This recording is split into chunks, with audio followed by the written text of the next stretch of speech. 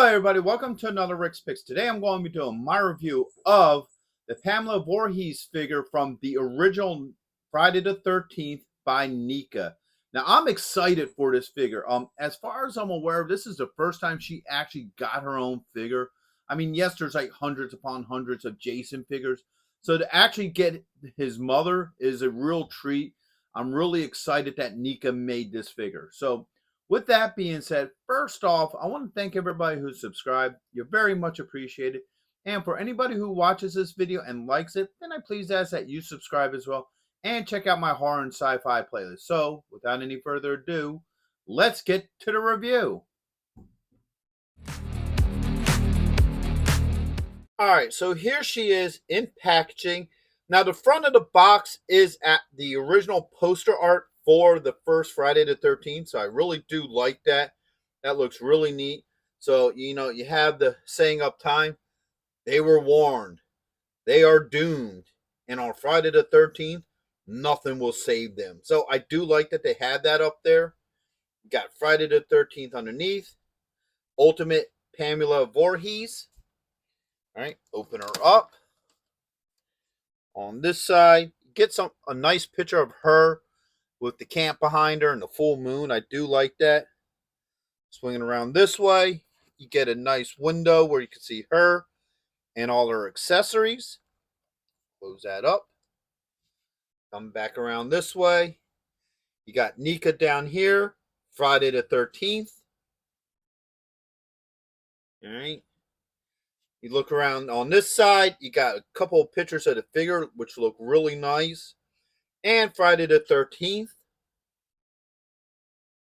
All right, this side, you got basically the same thing as the other side. Okay. Come around to the top. You got Friday the 13th, age restriction, choking hazards, and NECA. And then underneath, you got a little bit of legal in your SKU. So, all that being said, let's open her up and see what she's about. So here she is out of packaging. The first thing we're going to start doing with her is we're going to look at her points of articulation. So let's get her off the stand here. All right, so the head does move. All right, no issues with the movement of the head. Got a shoulder joint with a swivel. Got an elbow joint. Ooh, man, that's a little tight there. You do got an elbow joint, and you also have a wrist joint. And get this other arm up. You do have some body movement in here, especially at the hips. There might be a joint inside the sweater as well, but you can't get much movement in it because the sweater part is a separate piece. So it's like a vest that almost goes over the body to make it look more like a sweater. So unfortunately, whatever joint they have in here doesn't get much movement. Now her thigh does move. All right. It's on a ball joint. All right, you got a knee joint right here. All right. And you also have an ankle joint. The ankle joint does move. You get some good range of movement in it. So I don't have any real issues with that. All right. So now, let's get a good look at her and see what she's about. So first off, the head sculpt. Head sculpt's creepy as hell. I'm not even going to joke about that. That head sculpt is like the thing of nightmares. You know, it just looks disturbing, wicked, and twisted. Definitely a face I would not want to be looking at myself. All right. But it does suit the character. All right. Now you get a really nice sweater pattern here, which fits very well with the actual movie. I like how they did the sweater up on her. All right, we're going to put this arm down, and we're going to put this one up. All right, so as we do the rotation, you can see the detailing in her arms with the sweater and everything. I do like that a lot. All right, then you get around to the back. Not a whole lot going on there. All right, I put the arm up purposely on this side so you can see this sheath for her knife. And then when I bring this arm back down, spin her hand a little bit, you can see they even put the ring on her finger, which is very nice. So I do feel like they did pay attention to you know, a lot of the details on this figure. All right, so now we're going to start getting into all her different accessories. So she comes with 3 other heads. And I hate to say it, each one of these heads are just as disturbing as the first one. So you get this one here. All right. Got another one here. All right. And then, yeah, you got that, man. Like I said, I don't think I'm going to sleep right after this one because some of those heads just look disturbing. Next off, you got 4 hands for her. So you got this holding hand.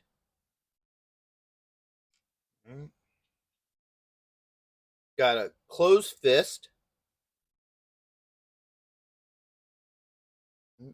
Got a hand here for the bow.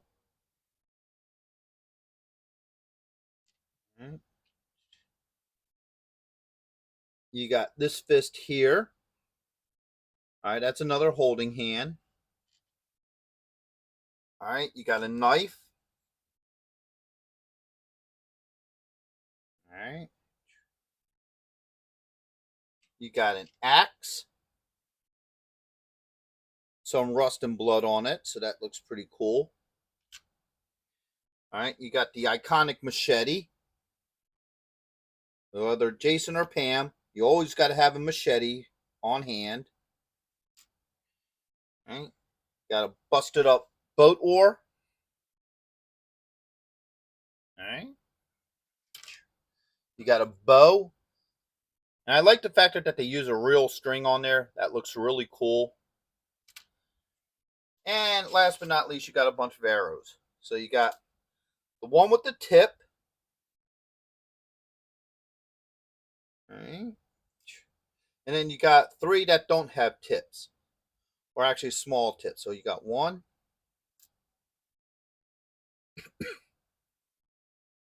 2, and 3. Now these NECA figures usually have very hard hands and stuff, and are really hard to swap out heads and things. So I'm going to get some hot water. We're going to soak some of these parts in some hot water just to make life a little bit easier with this figure.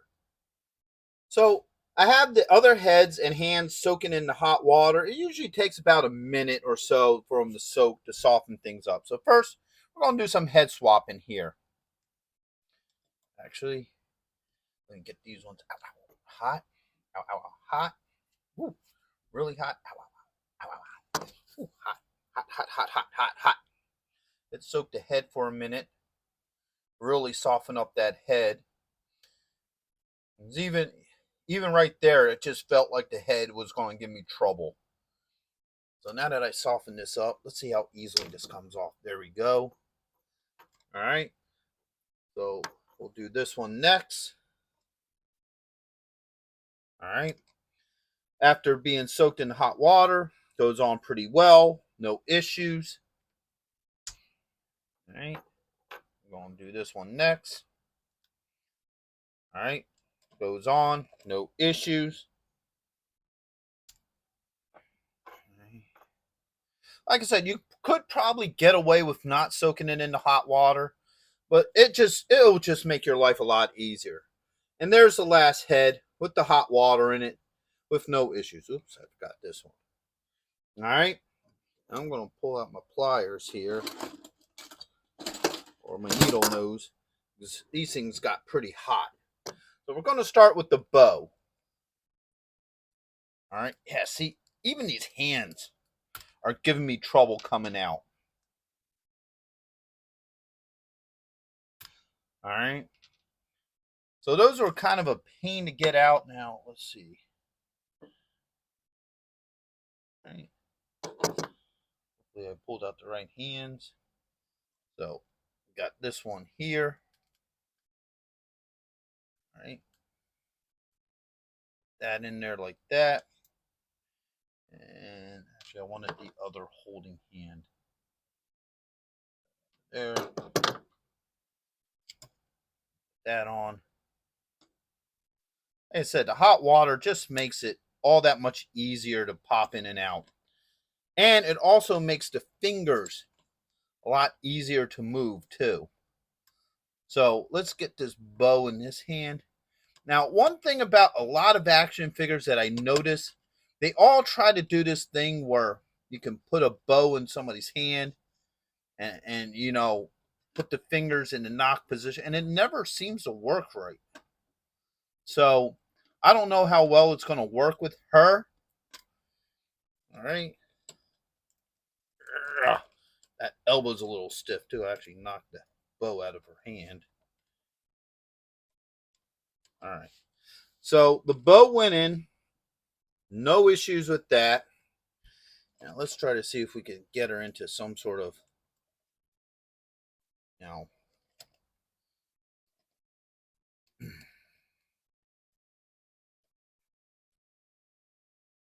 all right. So you can get that like that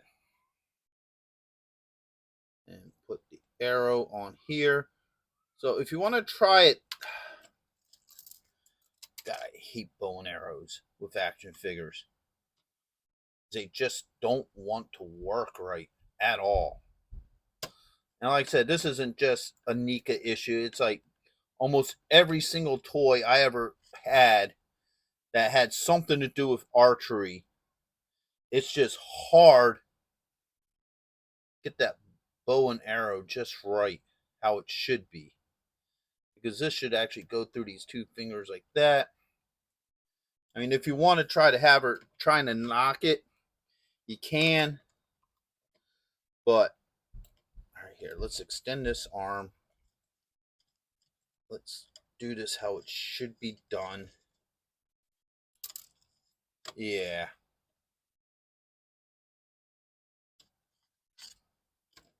All right. Oh, where the hell did that arrow go?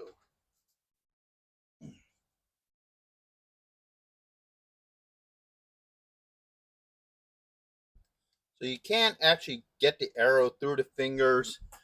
So you can't have her like that. You could probably even get the bowstring in here like this.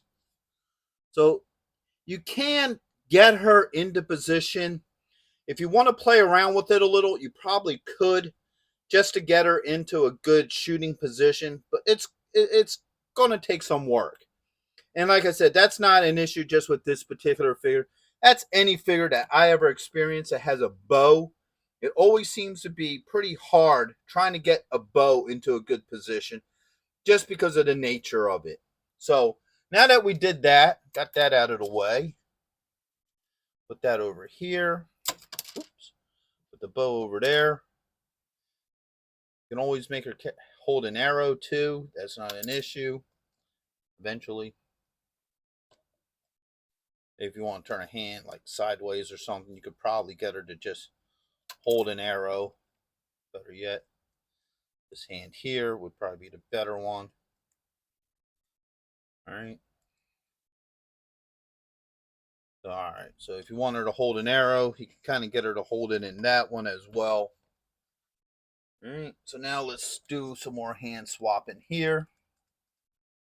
God, even with the hot water, that's still a pain to get out. All right. So now we have our holding hands. All right. So let's see how well she holds some of this stuff. So let's do the knife. All right. Knife goes in very well. No issues. All right. Put it in here. It's in there nicely. No issues with that. All right, let's get the axe.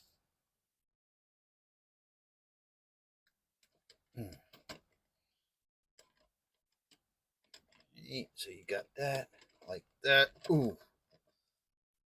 Let's try to get this down in there. Trying to get her to hold it with two hands.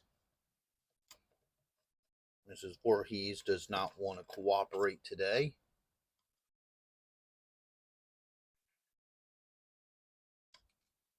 No, she's going to have to if she wants to kill some horny teenagers.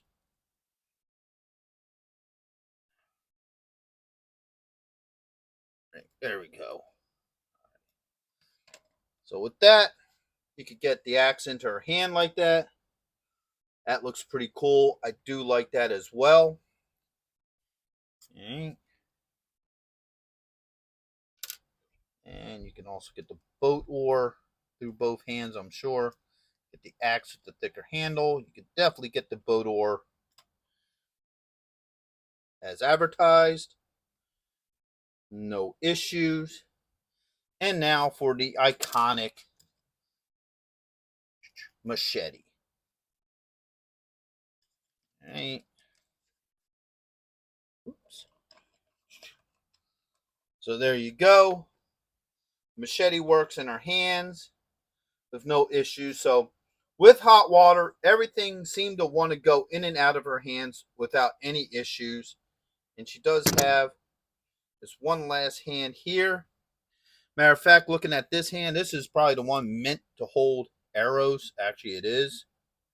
That arrow slides in there very nicely. Let's swap this hand out.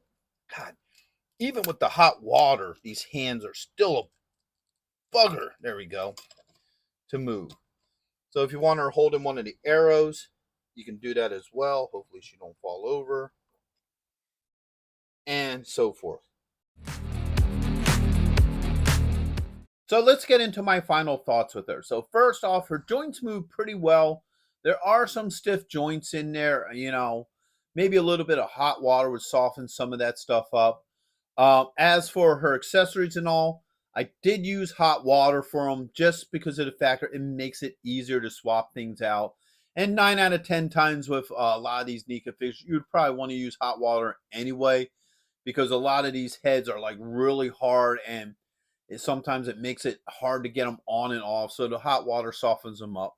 Same with the hands. A lot of times with these figures, the hands are just so hard that you can't get the weapons in them. So you do have to soften them up with some hot water. So just for, better peace of mind, I used the hot water just to make sure that we could get everything done, smoothly. So with hot water, all of our accessories swapped out very well.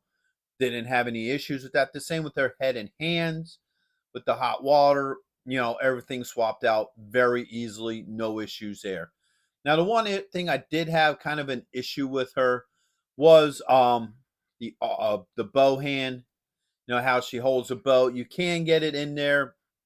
It's a little wonky, but in all fairness, that tends to be a common thing with any figure that holds a bow and arrow that you have issues. I mean, almost every figure I think I've ever reviewed, I kind of had some sort of issues with that. So that's that. Her overall look, I feel, is great. I love the overall look to her, especially the head sculpts. The head sculpts are really creepy and disturbing, and I really like that with this figure. So would I recommend her? Absolutely. I think she would be an excellent addition to your horror collection, especially if you're a big Friday the 13th fan, then you have to have this figure because, like I said, as far as I'm aware of, this is the first Pam action figure. So she would look great with all your Jasons and what have you.